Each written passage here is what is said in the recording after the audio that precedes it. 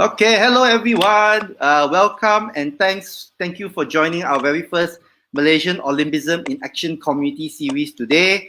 My name is Nicholas. I was the former chief moderator for the National Olympic Academy, former national athlete, sports manager. Welcome today. And today we have with us Dato Professor Dr. Shamala Subramaniam, the Deputy President, Malaysian Hockey Federation. All right, let me do a quick introduction of who we have today. First, Professor Dr. Shamala Subramaniam is a professor in the Department of Communication Technology and Networks, Faculty of Computer Science and Information Technology at University Putra, Malaysia. She is also the Vice President of the Olympic Council of Malaysia, Chairman of the Olympic Council of Malaysia Education and Training Committee, Board Member of the National Sports Institute, Deputy President of the Malaysian Hockey Confederation, and Executive Member of Asian Hockey Federation. Hello, Prof. How are you? Hey, Nick. I'm doing good. And how are you? We are good here. All right, all at home and everything. So welcome to Prof. Sham. We call Prof. Sham today. So I think we have a lot of people here today. So welcome. All right. So a quick one. Who are we basically? Well, the Malaysian Olympism in Action community consists and made up of former participants of the National Olympic Academy session, right? We are all a community of athletes, current athletes, former athletes, coaches, sports administrators, sports managers. We come from state, national, even international confederations and sports association, but one thing sharing a common passion for believing in the importance of the values of Olympism, right? And we would like to share this with the society as a whole, which is basically excellence, respect, and friendship, right? Now, while the session is going to be easy, come and easy, so we like to also tap your brains on a few things or so. So, Prof, I hope you don't mind some tough questions. Hey, no worries, Nick. Okay, so first question, I'd just like to ask you about how has the COVID-19, the MCO affected your personal daily life? Let's start with something personal. Okay. Well, Nick, first and foremost, thank you very much for having me on your show. Basically, I want to thank all of you all and express how very proud I am of all the coordinators of the Olympic Council of Malaysia National Olympic Academy. Because you guys are fantastic. When you all call me to, and told me that of your effort to do this, I think it's fantastic because this is an effort done truly on solidarity of good friendship of all the coordinators. So a special thank you to you, Linio. Welcome back to Malaysia. You'll definitely be an asset. Sheila, Daphne, of course, Sena, Halim, Abi, Zaifila, and the list goes on. There's so many coordinators that I wish I could thank personally one by one, but thank you very much for having me on the show. Well, looking at this pandemic, Nick, I guess this is the first time any one of us would have to actually describe our situation with great respect to what's going on with other people. Because generally, when you express happiness or sadness, it's a very personal thing that you encounter. So, when you say, "Oh, I'm very happy this thing happened to me," or "very sad," you can freely say it because it doesn't really correlate with the rest. But quite honestly, I think this is a very, very humbling thing that has happened to the world. And when we cannot look at this in isolation, either as individual or country or, by people, it is for the humankind itself, And it's sad that people have, lost their life. People have lost their jobs. People are in difficult situation. And I think, to tell you the truth, although this time, honestly, Nick, has been a miracle for me because I've never been able to stay put in one place. And the first 2 weeks when it was announced, the MCO, I thought, okay, after 2 weeks, this is going to go away. So let's think what reflective measures and things we can do within these 2 weeks. So, I love Harry Potter. I watched the entire series thinking that these 2 weeks is going to go away. And to me, it's been very reflective because I've never been able to spend time with my mom. And I can't imagine that I've noticed so many things in the house that I've been totally blinded. Important things, Nick. And one fine evening, I told my mom that, I can't imagine we love our work so much that we can't see anything else, I've never been able to see my fridge. I'm washing my clothes now. which is a thrilling experience, which I think for many people is just a norm. I've sorted out a lot of things. I've caught up on a lot of backlog work, and to tell you the truth, this is the first time I think any one of us can't control things. Last year I was admitted in the hospital for a quite major surgery, and after 5 days, I pulled myself together to go back to work and so on. But this time, no matter what you do, there is a cost effect to it.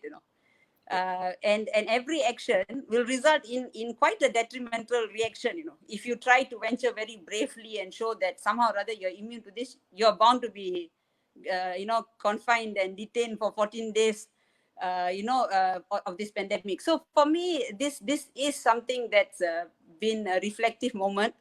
It is something that I think I pray to God doesn't happen to our world at all. It is something that we need to really learn exactly what message is coming through, in divine form or any kind of form of what we really need to do to make our world better, and this thing doesn't happen again. And I think looking at our reactions of this, I think it's about time we just stop doing things which hurt a lot of other people, and look at the greater cause, try to relate to the difficulties that people are going through. And I'm amazed by the people's effort, Nick. As sweet as people show cooking on their Facebook, I have good friends of mine who are doing psychological talks, and people are writing notes to each other. I think it's fantastic because people are just trying to make the best out of things in any way they can. So this COVID period of time has, of course, rocked my world as well. Okay. And fortunately, I am from the IT world, so a lot of work is happening. I mean, we're working all the time now. There's no end of work. We don't go home. We don't take a drive. So from morning to evening, I'm logged on and there's work. But at the same time, it's a time to reflect. And I pray to God that, the world will come back to the way it's always been. Yeah. Okay. Before we continue on to the next few questions that we'd like to hear from you about, we'd like to add some context to why are we doing this series and everything. As I mentioned before, I shared also that we are a community of former athletes and managers, administrators who've been involved in sports, and the core fundamental passion is Olympism. And what is Olympism is basically the core values or what drove the founder of the modern Olympic Games, is Pierre de Coubertin, Baron Pierre de Coubertin, where he felt that why he instituted the second coming of the Olympic Games was to allow solidarity and international understanding and friendship with the world, where we can put aside all our differences to be able to work together through a common passion, which was sports. And I think today, it resonates with what you're talking about, that we are finally stopping all the negativity and also trying to come up with using this as a platform, which is why we have you today, Prof. Thank you. Yeah, okay. So I also, one of the things today, if you notice, the series is called The Sports Administrator. So for those who don't know, as I mentioned just now, Prof is actually the Deputy President for the Malaysian Hockey Confederation. She has done so much to elevate the sport as a whole. So today we are going to be also asking her questions related to that also. But first and foremost, how did you get started in your sporting journey? How do you end up becoming Vice President OCM, Deputy President of Malaysian Hockey? How did it all happen? I mean, you're a lecturer from UPM, you're an educationist. How do you end up becoming a sports icon as it is? That's true. I'll tell you the truth, Nick. Sometimes in life, many things happen because you are actually blessed with a lot of good people around you. And, in the entity of any sportsman, people are fundamental, the people you work with, and many times in life, you meet different kind of people, Nick. I'm sure all of us have had the different colors of people that we meet. But generally, my involvement in sports, I got to say a big thank you to my family. Because I come from Port Dickson, a town I love very much. And back in those days, in the 1980s, it was really a very, very small town and a very sweet kampong that you had. Not so, what is this, back in time, but it was a lovely town to be with. And everybody in the town kind of knew each other. So my family was a crazy hockey family. My mom, who was a coordinator in the National Sports Council, was a teacher at that time at the PD High School. My elder sister and second sister both played hockey. My dad played rugby, hockey, everything, and I was the youngest. And I think at the junction that I was born, I was the youngest of three girls. So I think when I was going to be born, my parents really wanted a boy. So, and when I, I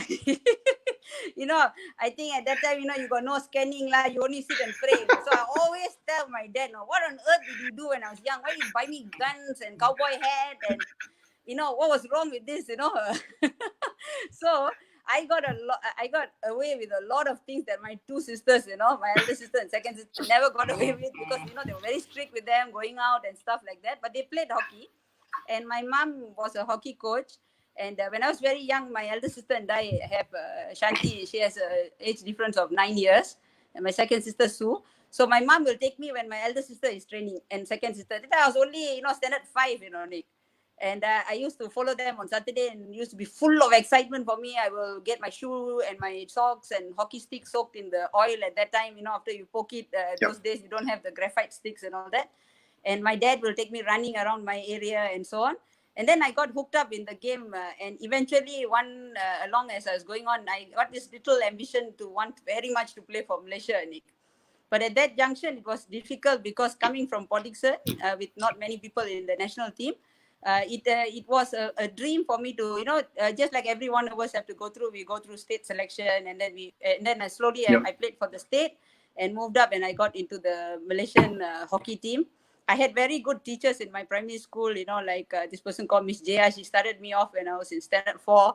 And then when I went to secondary school, and my entire parameter was good, because the school helped me with education. The school helped me with a lot of friendship. So, you felt special in many ways, very well taken care of. And you felt people had so much aspiration for you, you could not let people down. So you have to work very hard, and I managed with my education and so on. Then I went into uni, and then my entry into national team, I played when I was 18. I went up, and then I got selected when I was in Form 6 to play for the Malaysian juniors, and then I represented the Malaysian senior team in the Indira Gandhi Cup. And it was a short stint with the national team, because at that junction, I was already in the university. And, our current athletes have a very good ecosystem now. So at that junction, I was happy. I already donned Malaysian colours. And at that time, I wanted to concentrate on my studies in computer science. Then I had 3 officials from Selangor who were friends that actually brought me into the administration world, Nick.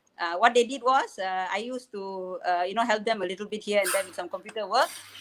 And there was this Miss Vivian Sauce, who was an icon of Malaysian women's hockey. There was this secretary, Fatima Hassan, and then there was this Kak Norehan and Kak Nur Jehan. And one fine day, they gave me a call and said, "Hey girl, you want to be secretary or not for Malaysian women's hockey?" I was like, no, I'm just starting my PhD. I can't do this and all that. No, very easy. That was the trick they got me into, It is very easy. You just do letter replying and all that. That's all a secretary does, and we will help you. So they told me, and I won't forget this date, 19th of September, 1999. So 1999, they told me to come to Wisma Ocean for a meeting. So when I opened the door, Nick, I got really super frightened, because I had this entire Malaysian giants of women's hockey sitting in this room. And then I thought, oh God, what on earth have I got myself into, So I closed the door and I left. And then they came running on, told me, where are you going? I said, what is this? I didn't come in. I didn't sign up for this. Oh, you don't worry. You come in. You come in. You just sit quietly at the back, and we'll do the rest of it. So, and that time, that was the first actually moment, Nick. I knew what I was getting into, because it was a Malaysian Women's Hockey Association national elections. And I was going for the, secretary's post. As a player, Nick, you don't remember anybody. Nick, you remember your president, then you kind of know what the secretary is. Maybe the treasurer, then you don't know what the setup is at all. So secretary, I was standing up against also a very substantial person who was in the federation for about 30 years. And I was freaked out of my life, because everybody was looking at me like, you little 26-year-old girl, what on earth are you coming in here to rock the thing? And then we had the elections, and I won by 2 votes, a difference of 2 votes actually. So I became Secretary of Malaysian Women's Hockey. And at that time, the president, until for many years, was Ponsri Raja Nora Ashikin. who was a fantastic lady, Nick. She really groomed me a lot and taught me a lot of things about empowering me to be able to do a lot of things. As a player, you never can understand what an administrator can go through. Nick. As a player, you want things to change. You are always angry. Why you don't get to keep your jersey? So when I became an administrator, the things I went through, I felt, I want to change the world. And at that junction, what I wanted to do was I wanted people to respect us, Nick. And to be on a very honest note with you, I still remember having a chat with Pat about a leave letter to send for one of our hockey players. And then she told me at the time, Hisham, we have to get MSN to send this letter. I said, oh, really? Why? Oh, no, the MWHA letterhead, usually they would ask for a government letterhead. So, that evening when I looked at the letterhead and I thought to myself, gosh, we really need to get respect for ourselves, isn't it? If we send a letter as a national federation, we want people to accept it, So, and in sports, Nick, generally like in other places in life, unfortunately, you have to win. And you have to be on the world platform for people to respect you. Hard work is there, yes, of course. No national athlete doesn't work hard. No national athlete doesn't sacrifice. The hell we all go through. But we need to build it up and to build that federation strongly. But along the way, I tell you one thing. I'm a person who never wanted to make sports my career. Until today, I'm still a volunteer and I don't get paid for any of my sports portfolios. However, that I'm able to do that because I'm a professional in computer science in my university. And I can tell you one thing, my university, even if I was born 10 times again, I want to work there, Nick. Because in UPM, honestly, that's why I tell you it's important for a lot of employers to understand they play such a big role in the life of all our athletes and sports people to enable them to serve the nation in peace. My university has always appreciated me, Nick. My friends in the faculty, when we go out for meetings, we go out for tournaments, we come back and we work very hard to make sure that we don't become a burden to the system, but they really appreciate it. My Vice Chancellor, Datin Aini, is such a gem, who appreciates, thank you. So we feel that it matters to our employees and our personal life. So along the way, as we go on, Nick, I've been through, I think, about 30 over meetings when the Malaysian men's hockey, which was the Malaysian Hockey Federation, the Malaysian Women's Hockey Association, was to merge and become one. Oh, that was sleepless nights, I think, for many hours in the Malaysian women's hockey because we are like church mouse. It's so quiet and so small compared to the men's hockey, But the men were very gracious at that time, our current king, Sultan Tengku Mahkota Pahang, and at that time he was Tengku Mahkota Pahang. Correct. And then Sultan Azlan Shah, Sultan Nazrin were very gracious to us to combine to give women such a nice status with Puan Sri Nora Shikin coming for numerous meetings. Yep. So as we evolved, Nick, it was such a fundamental gesture for women in sports as well as hockey when we became one family. And today, it's so lovely to see that we don't have that conversation anymore. Is this women's hockey? Is this men's hockey? We're one. And I think in terms of gender equality, that is one of the most respectful statements you can make for any sport in this. So along the way, I've gone through 2 elections. And today, it's nice to go through an election because it shows an honor for the women as well. And now we're currently the Malaysian hockey. So that's how, and then, when you come into the Olympic movement, I've been with the Olympic movement ever since 1999 as well, when I was 26. I went to Greece as the Olympic participant and representative for Malaysia. And then I've gone back as a coordinator nearly 4 to 5 times back to IOA, and I can tell you, which I will share with you later, the IOA International Olympic Academy is a totally different environment, which is will just change you. Sports will become something so meaningful and in changing civilization that you'll understand. So along the way, I've always wanted to be part of the movement of the Olympic movement, and that's how I became vice president. And along the way, it's not so much a position, Nick, but what is important is that, no matter how much of a difference you want to make, usually you have to be in the system. I always say this, you always know this, or in my talks, I always say this, that you need to be in the system to make the greatest of change. You can do a lot of changes from outside. Yes, you can. But the greatest of changes, you have to be in to make the changes. And being in is another ball game altogether. Yeah. I think one of the few reasons why we wanted to do this and how the concept of this talk series was about, I think it's something that we take for granted a lot. We always see the athletes out there. We see the athletes, like I think we shout out to a few athletes we see right now. I see Charlene is here, Sharon is here. Your Simbang talk is really, really fantastic right now. Right? A lot of people take for granted the role of the administrator, the role of the manager. People only see the athletes sometimes, but they don't see the work that goes behind. And you just mentioned this now. A lot of us here, my work with as a moderator with the academy, your work with Malaysian hockey, we are all volunteers, right? And we are only here only because we are passionate about what we're talking about. And that's why I think it's so important for us to be able to make that change, right? So thank you so much for that. What was your greatest challenge with Malaysian hockey? I will have to write an entire thesis on that. We don't have much time anymore. Nick, but you just pick one, the bigger, the one that really, I know. Yeah, the sleepless night, the one that really kept you awake, the one that gave you nightmares, the one that makes you look behind every single time that someone's not behind you, type of thing, right? Yeah, you're cute, Nick. You know, when you run a federation, Nick. You know the things, but you know the beauty about the human mind. It's short. We remember things, current things a lot. Okay, there'll be many things that have been very difficult, Nick. It's not easy. Yeah. It's definitely not easy, and I think many people know that after November 3rd last year, something really changed in my life. That was, I think, the most difficult and saddest thing that has ever happened in my life. You know, in Malaysian hockey, is when we did not qualify for the Tokyo Olympics. You know, many people might not understand that this is a quest and everybody expects things to just restart again. Yeah.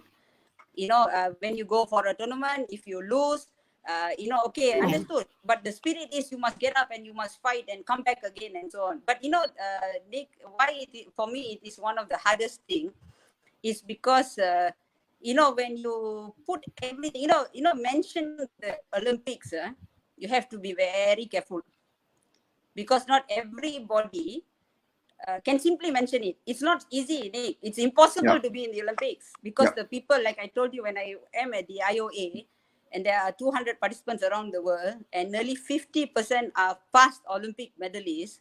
Hey, they are totally different breed of people, Nick. Totally different kind of people. Their willpower to come against all odds and to make a difference. They are different in every aspect, their mind, the way they overcome challenges and so on. So when you mention the Olympics and you start on a quest to reach the Olympic Games, it's something that you must mean and you must be serious about, which we were very serious for 4 years.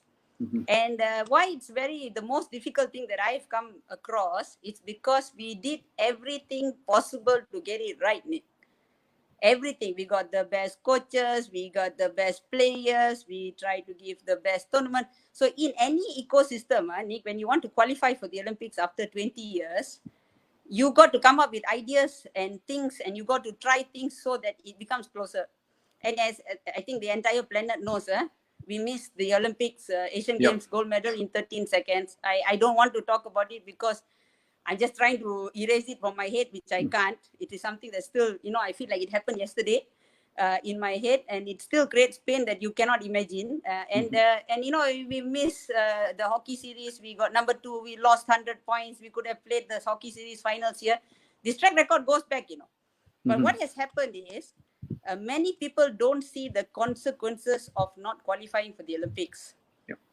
As an administrator, we go through it tremendously, Nick, because the entire nation, in fact, this global, we had a lot of global support as well, have been very gracious and kind to us, Nick. They believed in our quest. They were with us. And then when we came very close, Nick, and then we just missed it, it will create implication because when you want to take the next step, what would you do, Nick? Different. What would you tell people? Oh, now we're going to do this change. Now we're going to do this change to do that. So it takes a lot of will to tell you the truth. It's taken a lot of will for me to actually start this journey again, because yes, I am very, very disappointed, Nick. And it's sad because the boys gave it their best. And these hockey players, they are like your own kids, Nick. In fact, all sportsmen, they are like our own kids. So when someone hurts your child, or says your child's not good, or why we didn't do that, or they hurt the sport, it will create a lot of pain for us, So that has been the most difficult thing. And I've learned one thing, Nick. The only thing that will make that pain go away is for us to actually make a win that will rock the world, return the kindness of people by winning. There's no other equation to that. Yeah, I'm going to do into a what if right now. I mean, Prof, I'm a psychologist, that type of thing. So if you had a virtual mic, to go into the minds of all the Malaysians out there who support Malaysia sports and everything like that, what would be your main core message to their head based on what you just mentioned? What is the one thing that you want to plant in their head? So at least would I wouldn't say make your job easier, but at least allow the progression, like you mentioned, to actually happen, the rocking of the world to actually happen. If you had that proverbial mic in their head, what would you say to them, to all Malaysians out there right now? That's a wonderful thing, Nick. I've always wished so much how much we can, can express ourselves to people, so they will give us room and air to breathe, Nick. To do, because no matter what happens in life, Nick, unfortunately you cannot revert and you cannot go back and change the past. And the more you dwell in the past, the worse the situation will come. But to tell you quite honestly, Nick, telling people, of course I wish I could tell. I wish I have how do I say this? I'm going to be very honest with you, I have reached a junction in my life that I don't want to put anything in anybody's mind, Nick, because I think people have actually been very good to us. And even, people who criticize us, everybody loves the sports, Nick. And that is why, when many people criticize us and many people highlight our limitations, to me, I think it is a compliment to us, because we are important, that people feel it's worthy enough to be criticized or to be whacked or to be and maybe they just don't say, never mind, whatever you say or do, it doesn't matter. I'm not even going to waste a second of mine giving you an ounce of attention, But when you have enormous attention on people or you, whether good or bad, the current situation we are in, you got to show it in action, Nick. You got to show it in action. And now, currently, to tell you the truth, we're working very hard, because, I give you a simple example, Nick. After you qualify for the Olympics, how would you go actually to a sponsor and say, I promise you, next 4 years, we will make it again to the Olympics? Of course, we'll try, Nick. Of course, we will do it. Of course, we want to win. But people want statistics and so on. So now what is important is, before we can even advocate something for someone to listen, we got to prove it, Nick. We got to prove it in actions, and that actions must be interpreted by the masses as correct. So now if I go and tell people, if I were to write and say post, okay, today we going to appoint this person to make a change and to design this thing. Yes, I can say it. Of course, people know we are doing it for a better cause. But what now matters to me is, okay, every action that we do, they must see the outcome, Nick. So if we do this, we must get better players. And that is a difficult situation, Nick, because why? To me, I think, the entitlement of having the gift and the privilege to tell people in that mic and put it in their mind is gone when we didn't qualify. Because we came very close. But it's not wrong. I mean, of course, it's difficult. We're all difficult. But now what we need to do, we need to change that, Nick. So we got to work really hard so that we get to show empirically we're taking this to a better platform. Okay, we learn from whatever we've done, and now we move forward with that thought. So definitely, Nick, I want every Malaysian to know that we want only to bring honor to this sport. And I always, when I go, especially for grassroots tournaments, and I see small kids, 5 years, 7 years, 10 years, very cute. I went to St. Paul's a few months ago. I got these few boys running after me, so cute, Nick. They were not even near my knees. The height of my knees, and they suddenly, Dato. So I turned around and told the boy, hey, no need to call me Dato, I'm your auntie, man. I said, you remember me, the guy told me. So I, to be very honest with you, I couldn't remember where I saw him, but I said, yeah, I did. I don't want to hurt him. He said, you remember last week at Stadium Bukit Jalil? And then he ran, with his nasi lemak and all that, because I was taking a photograph with them to come, and he didn't care that the tea was spilling on his head. So you see, Nick, when you have children who have selected hockey as a game, it's our job to make sure they have the brightest of future to do it, and that is exactly what we will do. I guess my son picked the wrong spot. I guess I think. I would have loved him to. I would love him to be to be under your care. I mean, that my son is a national level athlete right now also, and I would love for him to have someone so inspiring like you to be able to manage him and to know that there is such great support. No, I agree with you that sometimes it's always that we want to say something, but I think I'd like to add some context to this, is that the amount of work that goes into the administration. I think you shared with us a lot today already in terms of what it goes into the administration itself. But since we are on the topic of administration, before I want to talk about Olympism towards the end, I'm sure as the one of the VPs for the Olympic Council of Malaysia, what are the plans, future plans post MCO for Malaysian sports? How are we going to move forward? How can we restart Malaysian sports? What are the things in place right now? Maybe you can, even if it's not for other sports, maybe for hockey, for that matter. Generally, Nick, I think, as you know, Dato Sri Noza, the president of the Olympic Council of Malaysia, he himself is a very charismatic person, and we have a good board at OCM with Dato Sri Azim, we have Dato Nazif, we have Dato Mumtaz, and so on. So generally, the Olympic Council is also working hard to make a difference in sports, Nick. And I've had a good experience with the Olympic Council. So education is very.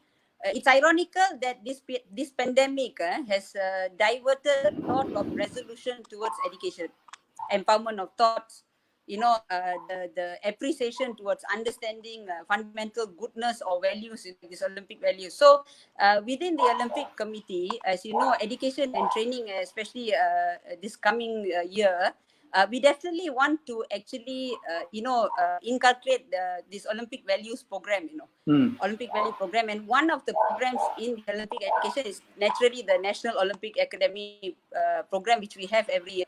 I'll give you a simple example, Nick. You see, one of the most important things that are going on now in pandemic, you can understand, is international solidarity, a global solidarity. It's friendship, it's respect, and ironically, if you look at the architecture done by the International Olympic Academy, what is the best way to teach people the beauty of friendship? When you go to the IOA for a 3-week program, they have lectures. Yes, that's theory is very important. And then they allow you to do group discussion. Then they have a dance workshop. I remember Angeliki. I think all of us who know the IOA will know Angeliki for sure, because she, Jen Patterson, from England, are fundamental key people who teach you how to actually impart this Olympic value. So one of the simplest ways of doing it is actually to play games, okay? And play game, can't imagine the power of football or volleyball and the way you support each other. Suddenly, from you don't know this guy from this country, you're actually sitting together and you're doing a lot of things. So the NOA program, the idea is, although it looks like it's a program of cultural exchange and so on, but like yourself, Nick, just before the session started, we were talking, and you have such a good network with Germany and so on. So we maintain that friendship, and then we get to grow these Olympic values so that it becomes a global education. So NOA definitely is very important. Olympic education kit is very important. Like, for example, the beauty about the Olympic values and why is Olympia significant in this Olympic journey. What does the 5 rings mean? Yes, what correct. does excellent mean? Need to start from young, Nick. So every kid will understand there's a difference between qualifying for the Olympics or going for the Olympics, and what's the difference between the Olympics and the World Cup or a Continental Cup or any other cup for the matter.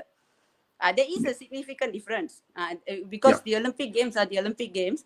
So in terms of education, that will move very rampantly, Nick. And then we also propose to work with a lot of universities to do research and research on Olympic education and its impact actually on how our sportsmen actually do it. By you knowing what Olympic values are, by you inheriting all these good properties, would it make a difference? Yes, it would. So, we're working with research with universities. We're going to work with them, and we're also going to work in schools.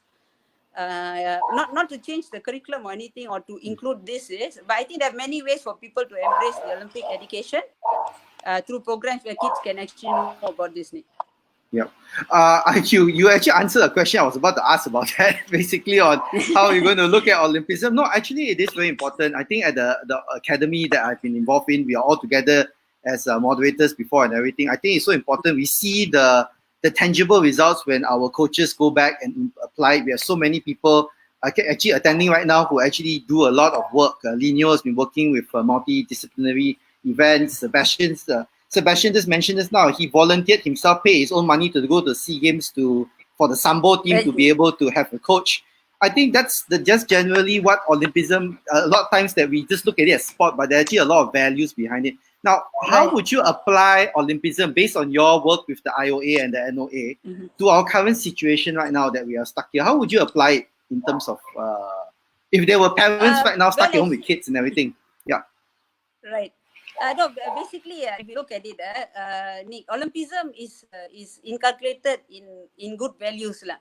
And when you say, CITES, LTS, 40s, it already defines it, because what it actually means is, like excellence. You do your very best in everything that you do. Okay, and very best means not just I just try lah, or I just sulk for the day. In this current situation we are in, Nick, everyone is in that situation. Everyone of us.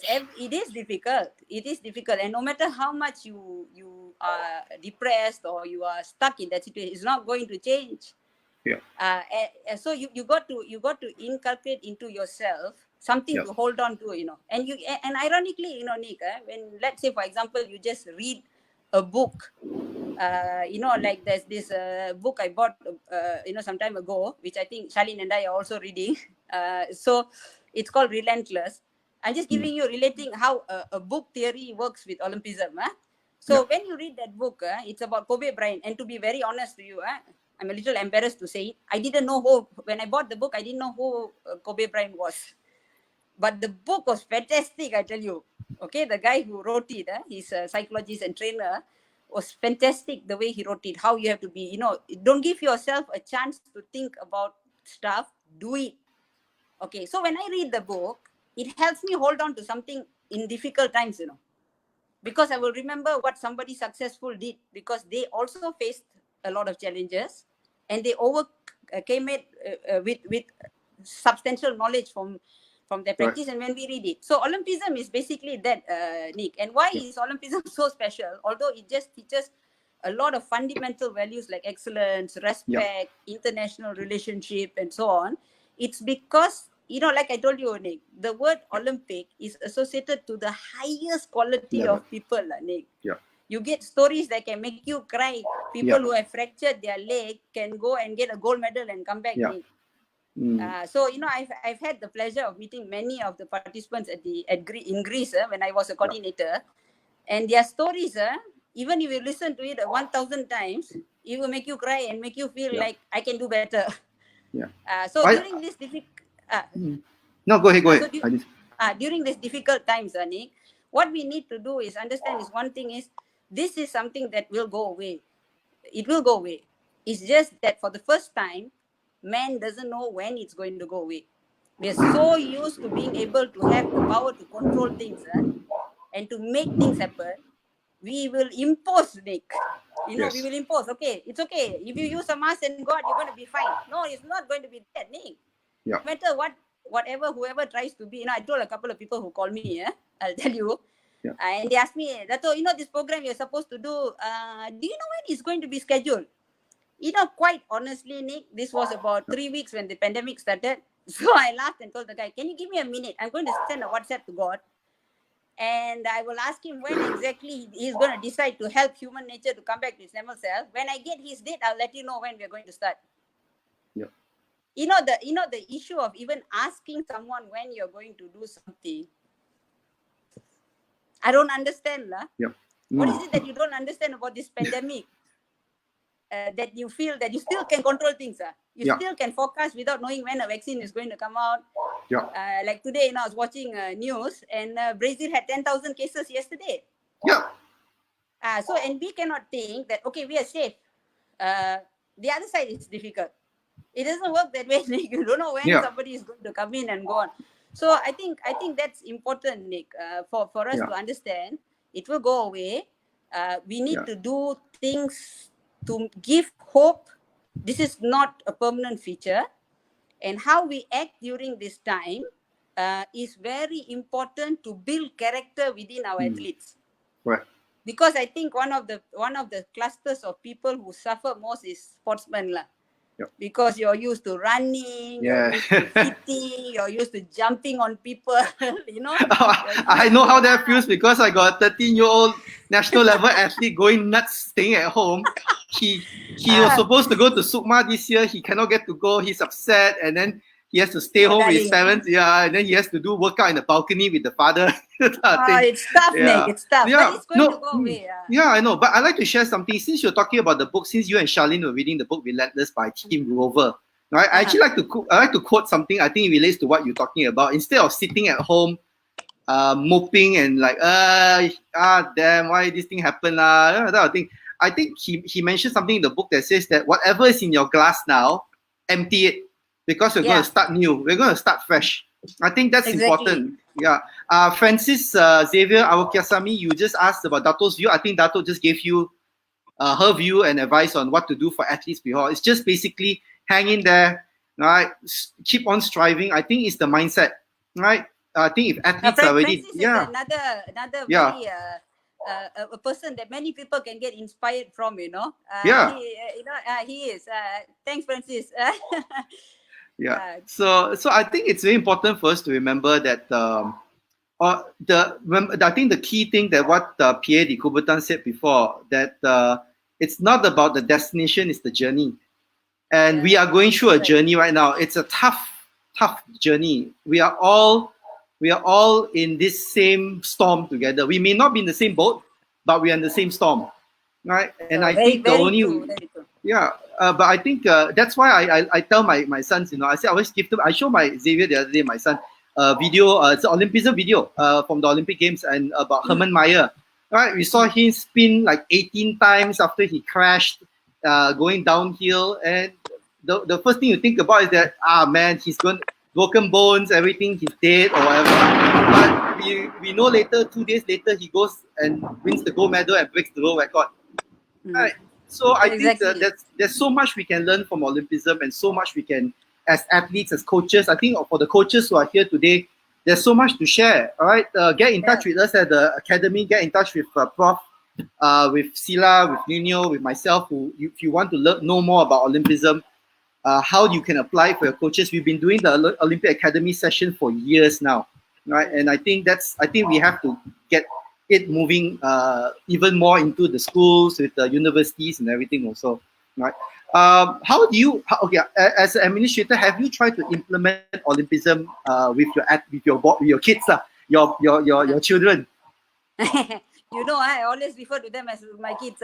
Yeah. Well, actually, I tell you, Nick, when you look at people in sports, they're just a living testimony for Olympism. You know, basically, like I can tell you, like even Sharon has worked very hard to make people's life different during this pandemic. You know, I don't cook what she did, so I couldn't even take up the challenge that she was doing on cooking.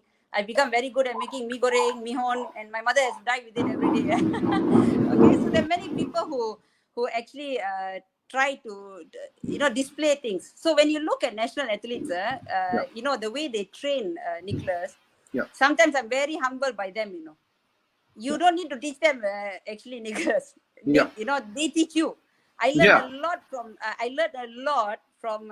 Of course, when we want to try to educate, Nick, our journey is to make people feel better. Yeah. And ironically, to tell you the truth, even I'm a keen believer. You got to be a living example before you open your mouth and advise somebody something. Either you have to I'm very strict about that. When I take advice, it must always be from someone who's actually experienced Yeah. it, tried it. You don't have to be successful at it, but you have to be somebody who has experience. Yeah. And I give you a very simple example. When you look at this at athletes, when we win, Nick, why? It's lovely to see the response of people. Okay, everybody loves you, Nick. Everybody Yes. wants to take a selfie, and Yeah. it is a feeling that you can't replace. Yeah. You can know how strong all sportsmen are when they lose, Yeah. because Agreed. the badgering you will get, and suddenly from 10 days ago people loved you, and then now they detest the sight of you. When you open your mouth, they will hammer you, Yeah. and then after that, when you win again, they love you back again. To receive that love endlessly, it takes great amount of credibility from anybody. Yeah. And then to have the willpower, of course, I love the hockey boys and hockey girls more than my life, and I want to see them where they are meant to be, because all of us know how hard they train. They train very hard, Nick, and for them to start training right now, and Yeah. to get an elevation, to be given importance, for you also to be considered important, is something that Yeah. is saddening when we have lost. But they are all training very hard, Nick. They train very hard. They have strong willpower. They can cry today when they lose. Tomorrow morning they can go and win a match beyond words. They can at a very young age they can tolerate so much of good and bad on social media. And so when you want to teach, your question is very pertinent, Nick. How do you educate people? Generally, when you talk about education, it is about empowering men so they are equipped. So when challenges are faced upon them, they are able to perform well, Nick. That is why I always believe you cannot stop what happens to you. The thing, like what most famous sayings always say, is how you react. So when you want somebody to react, you cannot always protect people you love. I always believe that you cannot be there all the time. You cannot always do things for the people you love. You got to empower them, so one day when you're not there and they are hit, they will be able to withstand that. So I think our sports ecosystem, whether it's Olympic education or anything, we have a very good ecosystem, Nick. We got a lot of good psychologists with the team. And I think currently the programs are so inclusive of many factors done by MSN and ISN, such as financial management, character development, talking to the media. Is basically education itself. But in terms of the Olympic education, it comes as part of it. It will not be branded as that, but it is actually inculcated in every single thing. Yeah, I think one of the things that I think the take home is very simple. Like you say, is to say that Olympism is basically that the mindset of half full, looking forward every single time, putting one foot forward. No matter how tomatoes are thrown at you, people are booing you, you still move forward. I think I feel confident for the next few years that our Malaysian hockey is in good hands. Our Malaysian sports in good hands, as you as vice president also. And also I think one of the biggest challenge would be for the education side of it, to push that forward, to produce the next generation of athletes. I feel that's also very important for the next generation to take over. I know that we have so many examples of sports not having proper legacy control or legacy management. I think that's very important for us to look at that. Prof, before we call it a day for today, is there anything you'd like to share with everyone who's here today? We have athletes, we have coaches, we have people all the way from Denmark here today also. All right, so I don't know what's the time zone over in Denmark, but I think, hi Tanya, I think you're all the way from Denmark. All right, so Tanya Teo she's one of our former NOA graduates. She now works for European Badminton. And I think it's also important. So do you have any messages for us, Prof, before we end this? Thanks, Nick. Thank you, Tanya, and thank you for everyone for joining this. I think sports, is one of the hardest things hit in this COVID. In fact, everything, Nick. You have health, you have jobs and so on. But as from a sporting perspective, it is difficult, Nick, because we need to really think out of the box in many probabilities. It is nice to always think that the sun will shine brighter than anything, but it's also good to know how long it's going to take for the sun to come out shining. And for me, I think it's very important for us to be very empirical before we decide how to run sports in this current condition. One of the things, if you look at it, a pertinent question now is, of course, everybody's dying to go out and do sports. Yeah. And Yeah. field hockey, we got all the parameters which is opposite of the new normal. Yeah. Okay, you say social Yeah. distancing, here you No way. bouncing. You have hockey players bouncing on each other, hitting, hugging, and doing stuff. Okay, so that's going to be a real challenge of how we're going to do social distancing for team events like rugby, like hockey. Correct. Okay, and if you are talking about testing, everybody thinks testing is, of course, testing is one thing, contact tracing and so on and so forth. Mapping that into sports dimension to allow the sportsmen to go back to sports is going to be very, very challenging, because to me, Nick, what is very important, whoever makes this decision must be very sure we don't cause the spread of this pandemic. Yep. We must be very sure this is not a probability, or this is not a feel-good factor. Second, we must make sure that we don't cause any loss of life because of our overzealousness or of our, we need to be very well planned for this. So coming back into this, I'll give you a simple example. I told you I'm from Production. Those days we don't have a gym, Nick. So when I go for my national training in KL, and they take me to a gym, that's also like somebody first time going into a jungle lah. Okay, there you get all the girls from KL carrying the weights perfectly. There I'm like, okay, now where do you put a hand? And then you got the instructors telling you what to do. So when I went back, when I always come home for training, there's no weights. So what you do, you take the bricks, you tie it. Okay, this is super elementary, I'm telling you. Although it might sound cavage, but this is something that every athlete or sportsman who is stuck in the house and who has no equipment is at a junction. You have to focus on your fitness. You have to focus in very creative measures, Yeah, correct. In the best case, maybe you need to invest and order for them some equipment in the house for them, a simple treadmill to do running lah. When I couldn't go running and days it was raining, I'll, psycho, put my jacket and skip without the fan for about 1 hour plus to 2 hours, Nick, in order to emulate that situation, because so scared I will put on weight, when I can't go running or I can't do weights, and then you want your hands, your wrist to be strong so you can scoop the ball. Correct. Things like this. So coaches, I tell you, they are very fundamental now, Nick. Coaches, sports scientists, because you need to know what every athlete of yours is doing and how are they reporting it.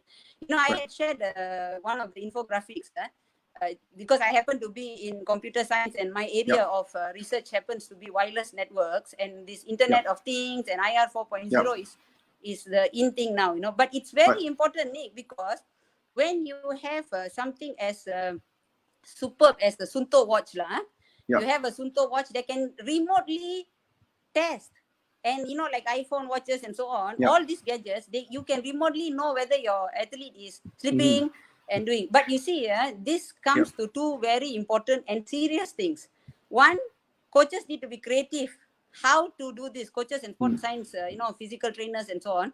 How to, because, time is growing, Nick, now from 2 weeks to 4 weeks and then to other things. Okay, so that's one thing. Okay, maybe we need to have this confined area and we cannot do anything until we cannot wait.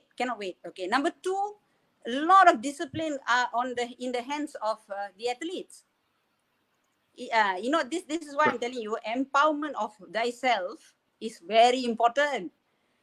You must be responsible to know whether your fitness level works, whether how many squats you're going to do, how are you going to do running. Will you want to order online a treadmill? Is it worthwhile an investment to have something inside there? And how are you going to maintain this fitness so that it doesn't drop to a level? It cannot be at maximum level, but it doesn't drop. I'm very amazed. ISN nutritionists are online with our junior team. Every okay. week. I'm really impressed. I was very impressed when I was just chatting with our coach Wallace Tan, and I asked him, how are the boys doing and all that. So he sent me a couple of videos that the boys had sent to them, and they're monitoring, Nick. So that's very good.